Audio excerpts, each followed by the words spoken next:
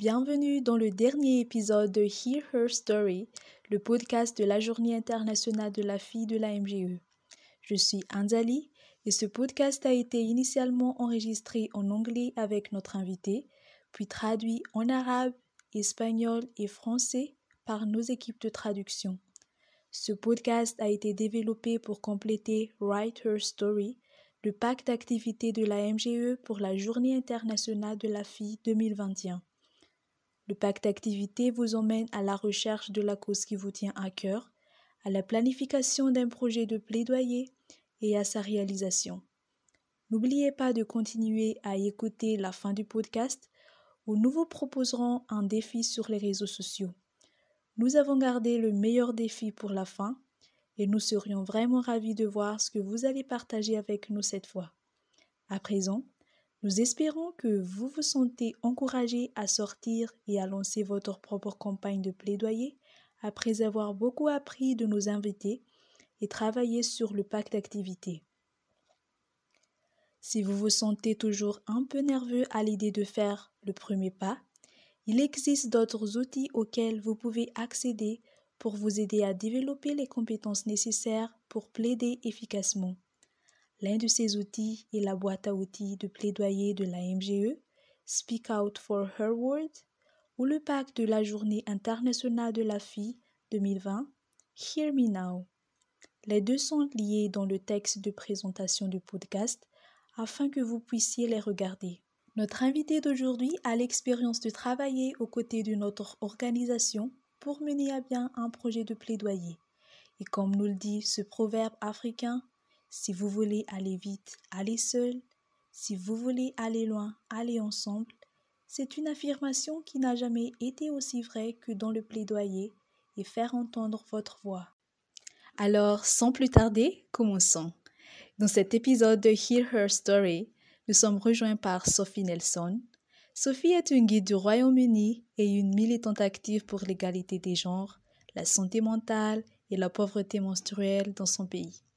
Elle est également une championne de plaidoyer de la MGE et a récemment représenté l'association au CSW 65. Et je suis vraiment sûre que vous êtes aussi excités que moi de l'accueillir dans notre podcast et d'entendre son histoire.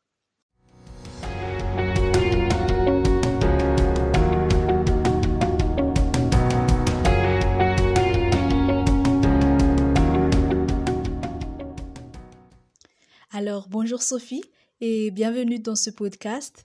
Nous sommes vraiment heureux de vous avoir avec nous. Je crois que nos auditeurs aimeraient en savoir plus sur vous. Pouvez-vous, s'il vous plaît, vous présenter à nos auditeurs? Bien sûr. Alors, bonjour tout le monde. Je suis Sophie. Je suis une étudiante universitaire qui étudie à Manchester. J'étudie l'histoire et la politique. Et vraiment, ma décision de suivre ces sujets a été énormément influencée par le guidisme. Il y a quelques années auparavant, j'étais un défenseur du guidisme avec une expérience de campagne, de travail dans le domaine politique, de discussions avec des députés et des membres du cabinet, ce qui m'a en quelque sorte inspiré pour étudier la politique à l'université.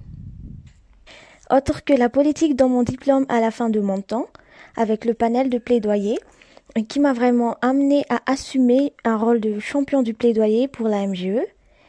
Et c'est là que j'ai rejoint l'équipe politique dans notre voyage de plaidoyer virtuel. J'étais donc censée participer à la CSW de l'année dernière, qui se tenait au siège de l'ONU à New York. Et j'étais tellement triste de ne pas avoir pu y aller. Mais cette année a été brillante et notre tâche principale était vraiment d'examiner le thème prioritaire de cette année, qui était les femmes dans la vie publique, et le thème de la revue, qui était la fin de la violence. Ce qui bien sûr s'inscrit parfaitement dans le campagne Stop the Violence de la MGE. Et donc, en travaillant sur cela avec d'autres champions du plaidoyer, ainsi qu'avec des représentants du gouvernement britannique, ce lien avec le plaidoyer, mais aussi le fait d'être exposé à la politique dans ma propre région du Royaume-Uni, m'a vraiment permis d'avoir un impact et une influence, et ce qui était vraiment excitant. Donc, l'une des choses que j'ai eu à faire était de parler du dialogue interactif des Nations Unies sur la violence à l'égard des femmes et de représenter le gouvernement britannique. C'était donc super excitant et une opportunité que je n'aurais jamais eue si je ne faisais pas partie du forum des champions du plaidoyer de la MGE. Actuellement, au sein du Girl Guiding, mon travail est axé sur l'inclusion et la diversité. Et en juin de cette année, j'ai donc assumé le rôle de conseillère en inclusion pour Girl Guiding à UK. Et c'est vraiment à la suite de la publication de notre audit que nous avons su que tant de filles et de jeunes femmes, de membres du personnel, de bénévoles et de parents également n'avaient pas l'impression que le guidisme était aussi inclusif qu'il pourrait être. C'est donc mon travail actuellement avec environ 9 autres agents d'inclusion et nous travaillons pour rendre le guidisme féminin plus inclusif. Et oui, j'espère que nous pourrons écouter et faire notre travail assez bien dans les mois à venir. Waouh, c'est vraiment inspirant. Inspirant d'entendre votre parcours de plaidoyer et l'impact que vous avez créé. Je voulais juste demander, en tant que jeune femme militante dans le plaidoyer, qu'est-ce que le plaidoyer signifie pour vous? Oui, donc pour moi, le plaidoyer consiste à donner une voix aux personnes sous-représentées. Je vois mon travail de champion du plaidoyer comme étant double. Donc d'abord, il est si important d'écouter. Et ensuite, après avoir écouté, vous devez parler et faire du bruit pour se faire entendre. Et je pense qu'il est si important de garder à l'esprit lorsque vous représentez des groupes spécifiques, en particulier des groupes marginalisés, de ne pas prendre leur place, donc représenter d'une manière qui permet aux gens de faire de même au lieu de représenter d'une manière où vous n'attirez jamais personne avec vous. Ou est-ce qu'en fait, vous représentez afin de vous favoriser plutôt que n'importe qui d'autre, mais c'est pourquoi la règle de l'écoute est si importante car vous devez écouter pour comprendre les problèmes. Et je pense que le plaidoyer est si important parce qu'il s'agit de valeurs, et c'est si important à l'ère actuelle où nous voyons tellement de divisions dans nos communautés, et qu'il s'agit en fait d'avoir une valeur égale et d'apporter une valeur égale aux communautés plutôt que la division. C'est aussi une opportunité incroyable de pouvoir plaider parce que vous devenez une communauté de personnes partageant les mêmes idées. Donc en tant qu'absolu, vos valeurs sont au premier plan de ce que vous faites et donc d'autres personnes qui partagent les mêmes valeurs sont souvent attirées par votre espace. Et c'est vraiment spécial parce que non seulement j'essaie de communiquer avec d'autres personnes par le biais du plaidoyer, mais le fait d'être entouré de personnes partageant les mêmes idées vous permet également de s'exprimer et d'exiger mieux. Je pense donc que c'est une opportunité incroyable de parler de quelque chose qui vous passionne, car vous attirez d'autres personnes à faire de même et vous responsabilisez toute une chaîne de personnes. Je suis tout à fait d'accord avec toi et c'est un peu ce que j'aime aussi dire à mes filles. C'est un effet domino qui donne du pouvoir à une personne. En quelque sorte, vous savez, le domino tombe et vous finissez par responsabiliser beaucoup de gens. Et oui, absolument. Vous savez, c'est vraiment incroyable de voir que vous savez à quel point le guidisme, il nous offre cet espace pour défendre nos intérêts et ceux des autres. Vous savez, dans mon expérience personnelle également, j'ai l'impression que faire le guidisme m'a permis d'élever ma propre voix et cela m'a encouragé aussi à dire aux gens et à montrer aux gens comment élever leur propre voix dans leur environnement. Alors, une autre question que j'ai pour vous, Sophie, c'est que comment votre voix et votre plaidoyer ont-ils changé la façon dont vous donnez la parole aux autres? Je pense que cela m'a encouragée à vraiment écouter en premier. Plusieurs fois, quand j'ai vu l'injustice, mon genre de réaction humaine a été de m'y attaquer immédiatement. Et c'est génial parce que cela montre que, vous savez, je veux faire quelque chose à ce sujet, je veux résoudre un problème. Je pense que pour avoir le plus d'impact, vous devez être assez patient pour écouter les besoins et les expériences des personnes que vous représentez. Je pense que l'un des moyens les plus importants de donner la parole aux autres est l'acte même d'encourager les autres à raconter leur histoire et de respecter leur expérience. En faisant cela, vous leur donnez les moyens de s'approprier leur propre histoire et vous leur donnez l'espace pour être plus confiants à ce sujet et simplement la partager à notre manière. Et donc, quand les gens savent que leur histoire est puissante et que les gens veulent l'écouter, ils sont plus susceptibles d'en parler. Ils sont plus susceptibles d'utiliser leur voix. C'est aussi très utile, je pense, d'entendre ce que les autres pensent. Et parfois, si vous voulez lancer une campagne de plaidoyer ou si vous cherchez à contester un problème, vous avez un point de vue complètement différent après avoir parlé à des personnes qui ont vécu cela aussi. Et parfois, vous voyez que ce n'est pas un problème aussi important que vous le pensiez. Parfois, vous vous rendez compte qu'il existe déjà des mécanismes pour défendre le problème, mais ce sont les organisations caritatives qui travaillent déjà sur le problème, où certaines personnes ont l'impression que c'est vous qui arrivez et pensez « Wow, nous pensons tous la même chose, mais personne n'a pas fait quelque chose à cela avant. » Mais oui, avoir la preuve des expériences des gens, aussi vous savez, aide à convaincre les décideurs que c'est un vrai problème et que vous parlez de quelque chose qui compte vraiment et qu'il y a un écart sur le marché pour cela et que les gens veulent écouter. C'est vraiment intéressant et un très très bon point, Sophie. J'aime la façon dont vous insistez sur le fait qu'il est vraiment important d'écouter les gens avant de les représenter. Et parfois, vous devrez aussi faire attention à ne pas prendre leur place en les représentant.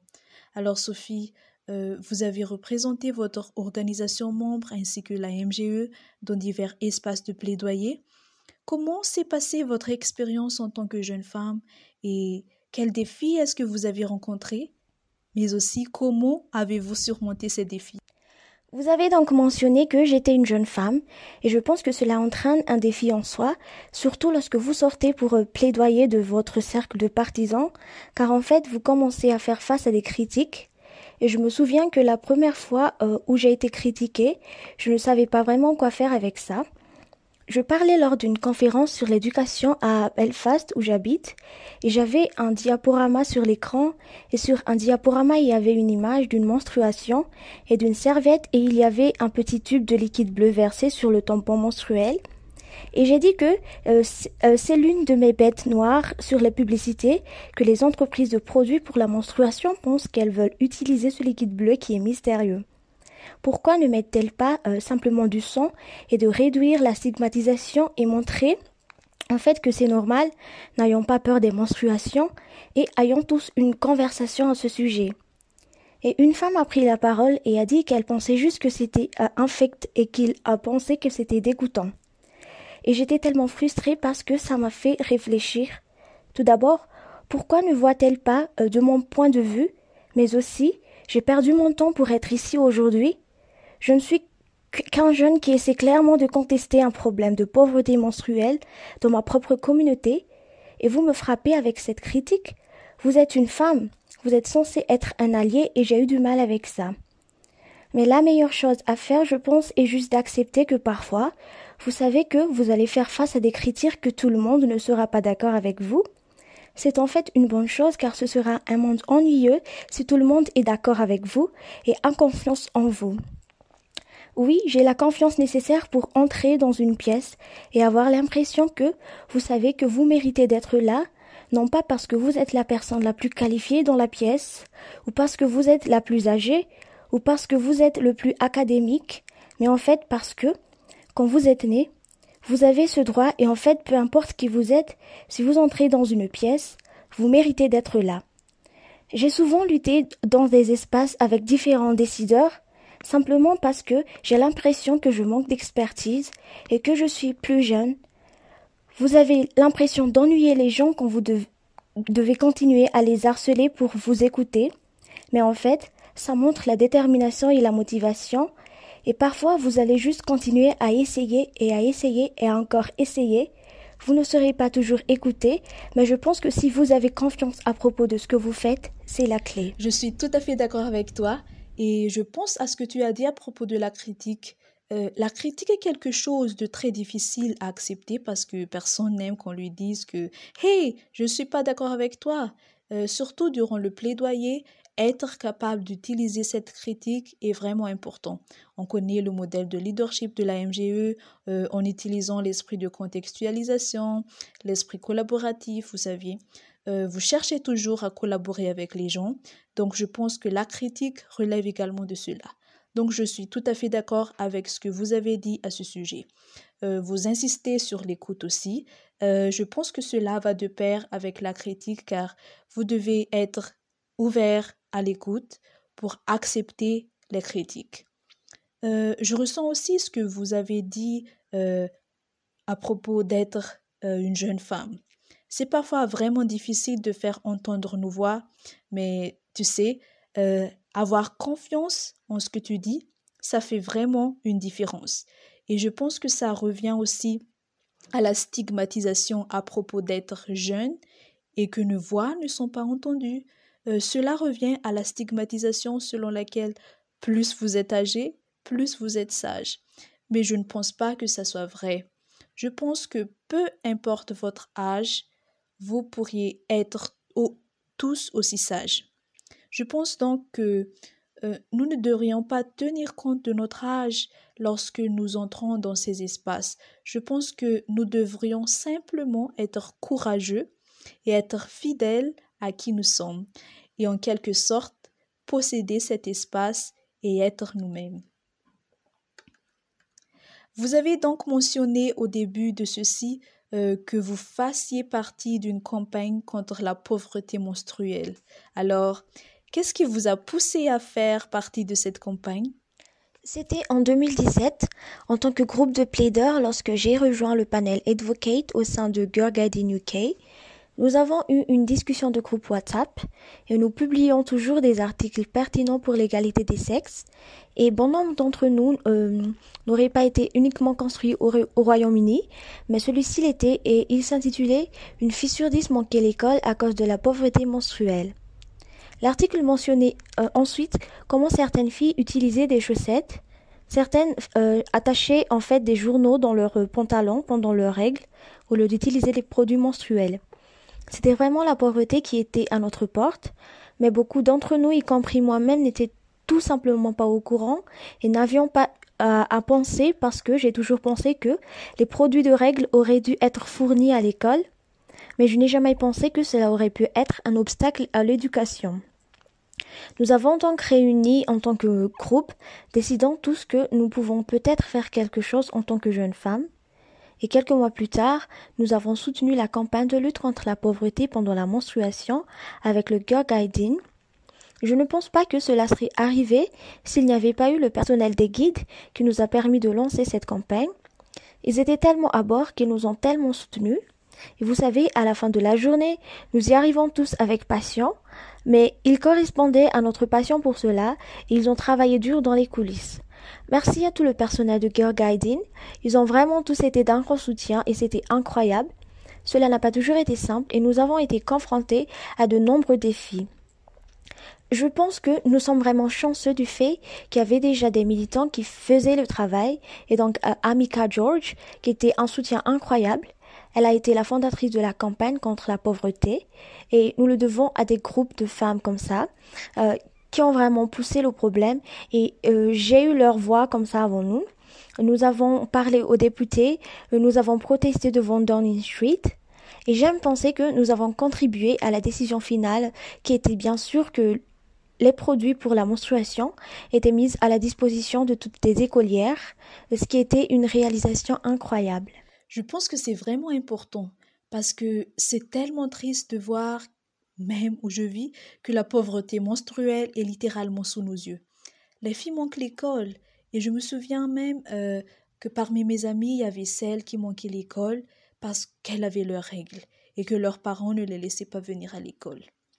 Je suis vraiment heureuse d'apprendre comment cette campagne est née et aucune campagne n'est parfaite. Chaque campagne a ses défauts et elles auront toutes leurs hauts et leurs bas, mais je pense que c'est ce qui la rend spéciale. Pourriez-vous en dire plus sur ce qui s'est passé lors de la campagne contre la pauvreté menstruelle des guides du Royaume-Uni et est-ce qu'il y a un pack d'activités disponibles en ligne sur votre site? Oui, il y a donc des ressources disponibles sur le site web de Girl Guiding et nous avons également un badge concernant la pauvreté menstruelle qui est vraiment excitant. Vous pouvez faire des activités pour pouvoir compléter le badge concernant la pauvreté menstruelle. Mieux vaut m'en commander un. Oui, à 100%. Ils sont vraiment sympas. J'ai aidé à les concevoir. L'idée du tampon sur le badge est la mienne, ce qui est vraiment spécial. Ce qui s'est vraiment passé tout au long de la campagne, nous avons mis en place la campagne, comme je l'ai dit, avec l'aide du personnel des guides. Nous nous sommes assis en groupe et avons discuté de ce que nous voulions faire durant la campagne, qu'est-ce qui fonctionnerait, qu'est-ce qui n'a pas marché. Nous avions comme discussion que devrions-nous faire comme une campagne pour que les produits de menstruation gratuite soit disponible pour tout le monde et nous pensions en fait que nous commencerons par une petite taille en nous concentrant sur des écoles simplement parce que nous pensions que c'était un objectif plus réaliste à l'époque. Bien sûr, idéalement, il serait disponible pour tout le monde, toutes les personnes qui ont leur menstruation et ça le sera, espérons-le, le cas un jour. Mais si nous devons aller et dire aux décideurs, c'est ce que nous voulons, nous aurons être plus susceptibles d'être refusés et nous avons donc commencé avec les écoles et les personnes dans les écoles. Ensuite, notre prochaine chose à nous, c'était d'aller dire beaucoup de gens ce que nous faisons. Alors, nous rencontrions des députés, comme je l'ai dit auparavant. Nous protestions comme celui à l'extérieur de Downing Street. Nous visitons les maisons de nos unités de guidisme et je parle de la pauvreté menstruelle et je me souviens en fait de la première conversation que j'ai eue avec l'un des guides locaux dans lesquels je me souviens être allée et j'ai dit à tout le monde oui, donc nous allons parler des règles aujourd'hui. Nous allons parler de la pauvreté menstruelle et je sentais qu'il y avait un peu de confusion dans la pièce. Je pense que cela m'a marqué plus que tout car ça voulait dire qu'il y avait une énorme stigmatisation que nous devions encore éliminer et parce que si les personnes qui ont leurs règles ne pouvaient même pas avoir cette conversation en elles-mêmes, comment allons-nous avoir cette conversation avec le reste de la nation? C'est un énorme tabou et ce n'est pas seulement au Royaume-Uni. Je veux dire qu'il y a un tabou bien plus grand dans tant de pays. Faire en sorte que les gens en parlent au début, c'est un peu un défi, mais en fait, à la fin de la session, je sais que c'est le cas avec de nombreuses sessions que les autres militantes ont faites, les gens étaient beaucoup plus engagés et plus à l'aise et capables de parler de choses.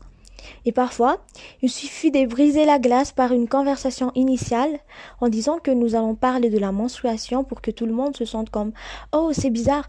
Puis, au fur et à mesure que le temps passe, la conversation se poursuit avec le fait que les gens sont plus à l'aise. Cela devient beaucoup plus naturel et personne n'est à blâmer pour ça. Personne dans les guides n'est à blâmer pour ça. Ça fait partie de la culture. Ce n'est la faute de personne s'ils se sentent mal à l'aise, mais plus nous pouvons avoir la conversation, plus ce sera mieux, je pense. Et après cela, après avoir écrit et fait la campagne et protesté, nous avons commencé à faire en sorte que plus de gens écoutent nos voix et nous avons commencé à avoir un peu plus de succès. Puis quand il a été annoncé que le chancelier mettait de l'argent de côté dans son budget annuel, ce fut la grande histoire à succès sur la campagne vraiment. C'est ce que nous voulons. Je suis si heureuse d'apprendre que vous avez si bien terminé votre parcours dans ce plaidoyer. Comme nous l'avons dit plus tôt, chaque parcours peut avoir des hauts et des bas. Vous savez, tout au long de vos parcours, vous constaterez qu'il y a parfois des choses qui ne se passeront pas comme vous le souhaiteriez. Alors, quels conseils donneriez-vous à quiconque envisage de s'impliquer dans un plaidoyer ou même de lancer une campagne? Ouais, donc je pense que c'est vraiment normal d'avoir l'impression de ne pas avoir par où commencer ou si vous commencez, il n'y a aucune chance que vous réussissiez un jour parce que vous n'avez pas l'expertise ou que vous n'êtes pas assez qualifié comme je l'ai dit tout à l'heure et ce n'est vraiment pas vrai. Et vous savez, je n'ai toujours pas terminé mon diplôme. Je n'ai jamais étudié, vous savez. Je parle d'un sujet différent ici, mais je n'ai jamais étudié la violence à l'égard des femmes à aucun niveau universitaire. Mais cette année, on m'a demandé d'être la porte-parole du gouvernement britannique sur la violence contre les femmes à l'ONU. C'est super. Je pense que tous qui écoutent doivent applaudir Sophie. Oui, je n'aurais jamais pensé que ces mots sortiraient de ma bouche à 21 ans, mais ils l'ont fait.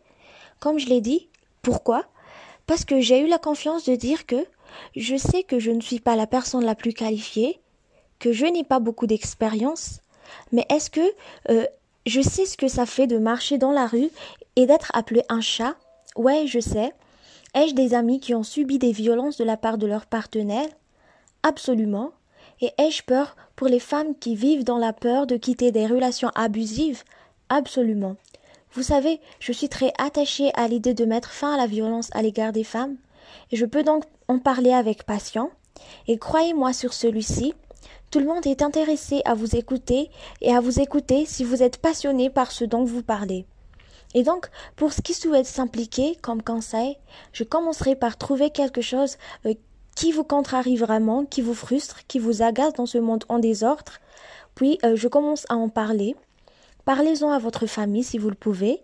Parlez-en à vos amis. Parlez-en à vos pairs à l'école ou bien à vos professeurs. Et quand vous le ferez, je pense que vous découvrirez que vous vous sentirez peut-être pas comme le plus petit poisson de l'océan. Je pense qu'en fait, beaucoup de gens se sentent passionnés par beaucoup de problèmes et de réunir un groupe de personnes partageant les mêmes idées. Je pense qu'il est très important de rassembler l'équipe et donc d'avoir des gens qui font partie de votre équipe. Obtenez des gens qui veulent vous soutenir et qui veulent vous écouter. Appuyez-vous sur Girl Guiding si vous êtes impliqué dans le Girl Guiding. Appuyez-vous dessus en tant qu'organisation. Il y a tellement de gens qui veulent vous aider et vous soutenir et qui, vous le savez, sont des leaders des bénévoles. C'est pourquoi ils sont dans le guidisme. Ils veulent que vous réussissiez. Ils veulent que vous participiez pleinement et activement avec succès à la vie publique et que vous leur parliez de ce que vous passionne, de ce qui vous passionne et ils auront peut-être l'occasion idéale de vous aider. Waouh, Sophie, c'est absolument incroyable. Vous savez, l'impact que vous avez créé à un si jeune âge, cela nous montre vraiment que l'âge n'est pas un obstacle. Juste par curiosité, je voulais vous demander comment trouvez-vous le temps d'équilibrer entre le plaidoyer et votre vie comme votre vie professionnelle? Donc je ne le fais pas. Donc je plaisante. J'ai du mal à être honnête et surtout quand le trimestre commence à l'université. Mais il est parfois difficile de se détacher des problèmes que vous essayez de résoudre et de vivre la vie de tous les jours. Ils peuvent souvent être au fond de votre esprit et je pense que c'est ce qui éloigne beaucoup des gens du plaidoyer, c'est que nous voyons des activistes de haut niveau comme Greta Thunberg ou Gloria Steinem et ils se consacrent leurs moyens de subsistance à se battre pour leur cause et vous savez qu'ils se déshumanisent parfois du fait qu'ils se font connaître pour leur cause. Et vous savez, je ne compare en aucun cas le travail que je fais au travail qu'ils font, mais je pense qu'il est très possible d'avoir une carrière séparée de votre travail de plaidoyer et de vivre une vie vraiment épanouissante. Et enfin, je pense que le plaidoyer rend votre vie encore plus épanouissante parce que vous créez une communauté de personnes partageant les mêmes idées, vos valeurs et votre passion. Une chose que je dirais, c'est de ne pas être si dur avec vous-même, de ne pas réaliser votre vision d'un seul coup. Vous savez que les progrès sont lents, ça prend du temps. Vous n'allez pas forcément réussir d'un premier coup et il y aura, je vous garantis, des freins à la progression. Et vous savez, soyez gentil avec vous-même et rappelez-vous que le fait de prendre des mesures est en soi une réussite. Nous pouvons sortir avec ces grandes visions et idées et être vraiment frustrés lorsque nous ne pouvons pas franchir ce premier obstacle ou lorsque nous ne les atteignons pas. Mais toute action est un accomplissement et je reviens à cette conférence à laquelle j'ai été une partie de cette année. Donc moi et 50 jeunes leaders d'Asler, qui est ma région, dans le guidisme en Irlande du Nord, et nous avons déployé beaucoup d'efforts pour organiser cet événement de résilience et 3 filles se sont représentées et nous pensions que ce serait comme un grand jour avec environ 50 personnes. Et j'étais tellement frustrée sans le savoir que nous étions tout un peu frustrés pendant la journée parce qu'il y avait si peu de monde, mais en fait, tous les commentaires que nous avons reçus ces filles étaient comme si c'était si inspirant. Nous aimerions à 100% revoir cet événement et nous en sortons tellement. Vous prenez votre travail et fait. Ce n'est pas grave si c'est une salle pleine des gens, ok, c'est incroyable si c'est le cas, mais si vous pouvez changer le point de vue d'une personne dans la salle, c'est plus que n'importe qui peut demander. Et je pense que c'est de cela qu'il s'agit. Il y a de petites réalisations et plus vous en faites, plus vous deviendrez percutant. Je suis tout à fait d'accord avec toi là-dessus. Les petites réalisations peuvent sembler petites pour le moment, mais si vous les regardez dans leurs ensembles, les petites réalisations sont cumulatives et ils sont en fait très grands. Même si vous aviez 3 filles présentes, vous avez impacté la vie de ces 3 filles. J'ai une autre question. Avez-vous des histoires drôles qui se sont réellement passées durant votre parcours de plaidoyer? Quelque chose de vraiment drôle. Ouais, j'en ai. Je ne sais pas à quel point c'est drôle, mais c'est comme si ça me faisait rire à cause de la logique derrière tout ça. J'ai été invitée à une première film il y a 2 ans, et c'était une première d'un film de Disney intitulé A Wrinkle in Time. Et la raison pour laquelle j'ai été invitée était qu'il s'agissait de femmes dans STEM et qu'elles voulaient que de jeunes militantes soient impliquées. Et parce que j'étais un défenseur au moment où ils m'ont invité à l'événement, et ainsi de suite sur l'email que j'ai reçu. Et j'ai regardé et j'étais comme ah un fangirl complet et total parce qu'Oprah était à l'événement et Reese Witherspoon, Ava DuVernay est un réalisateur incroyable et Storm Reid. Et j'étais tellement fangirl que j'ai dit à tout le monde que je vais à cet événement et que je vais pouvoir poser une question au panel. Et qui va faire partie du panel? Personne à part Oprah, Reese Witherspoon, Storm Reid, Ava DuVernay. Et donc, je suis allée à l'événement qui m'ont dit, quand je suis arrivée là-bas, je n'ai pas pu poser mes questions. Donc, j'ai été un peu ennuyée à ce sujet et j'étais comme si j'avais dit à tout le monde que je vais poser une question à Oprah. Je ne peux pas repartir avec rien. Alors, nous avons entendu les autres panélistes avant le spectacle. Alors, ils ont aimé une séance de questions-réponses avant le spectacle en répondant aux questions du public, mais je n'ai pas pu poser ma question. Et je me suis retournée et il y avait une autre femme qui est la PDG du Girl Guiding qui était avec moi. Et je lui ai dit que je vais juste aller aux toilettes. Et je suis sortie aux toilettes. Et dès que j'ai quitté la pièce, Oprah sort avec son équipe de sécurité. Et j'ai pris une photo avec elle. Et j'ai pu la rencontrer. Et c'était comme si c'est la chance derrière... comme si la chance derrière était incroyable que je sois sortie pour aller aux toilettes en même temps qu'Oprah quittait le bâtiment. Et ma nuit vient de se faire. Je m'en fichais. J'allais dire que je m'en fichais même que le film semble en fait comme un affreux activiste parce que mon esprit ne prêtait pas attention au film. J'étais vraiment motivée par mon ego et je pensais que c'était la meilleure chose de ma vie que d'avoir une photo avec Oprah.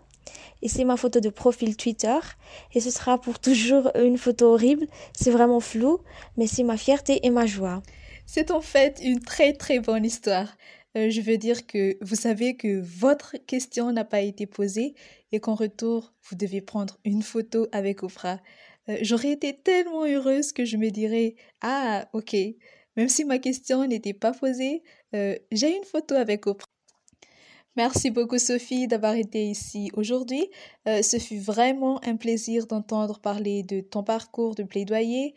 Tu connais les défis auxquels tu as été confrontée et comment tu les avais surmontés. Euh, Tu as donné, je pense que les gens écoutent ces très très bons conseils. J'espère vraiment que vous avez aimé ça à la maison. Applaudissez Sophie. Vous écoutez à la maison, mais applaudissez bien. Et encore merci Sophie. Merci et merci à tous pour votre écoute. Soyez sûrs que vous pouvez postuler à des opportunités et les obtenir et y aller. Ayez confiance en vous et en votre capacité à réussir. Vous êtes tous Oui, incroyables. pas de montagne trop haute. C'est toujours là, tu penses que c'est loin, mais c'est en fait juste là, sous tes yeux.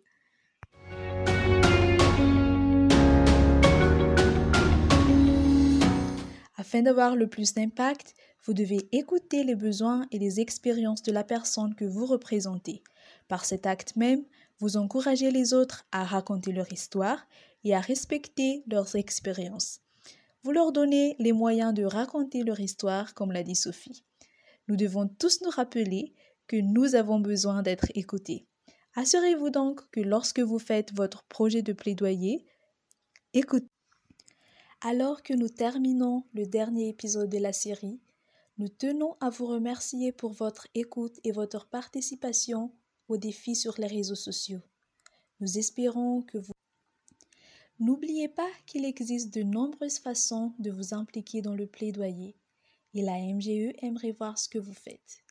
Comme nous en avons discuté à travers cette série de podcasts, le pack d'activités Write Your Story a une structure que vous pouvez suivre pour réaliser un projet et de nombreuses idées pour le faire avancer. Il comprend également un modèle pour partager vos études de cas avec nous. Cela se présente sous la forme d'une interview, alors pourquoi ne pas travailler avec un ami pour le compléter et faire comme si vous étiez dans votre propre podcast? N'oubliez pas de nous envoyer vos études de cas à l'adresse email dans le pack d'activités et de nous taguer dans vos publications sur les réseaux sociaux.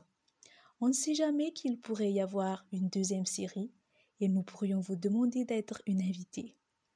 Nous espérions que vous avez autant de plaisir à écouter cette série que nous en avons eu à la créer. Enfin, nous aimerions également prendre une minute pour remercier l'équipe incroyable derrière ce podcast, y compris notre équipe de bénévoles compris de Camilla, Myriam, Barbara, Mercedes, Minwasen, Feizour et l'équipe du personnel de la MGE, en particulier Elsa et Maria, et la musique de Ben Sound. Et à vous, notre auditeur, pour être engagé dans le podcast.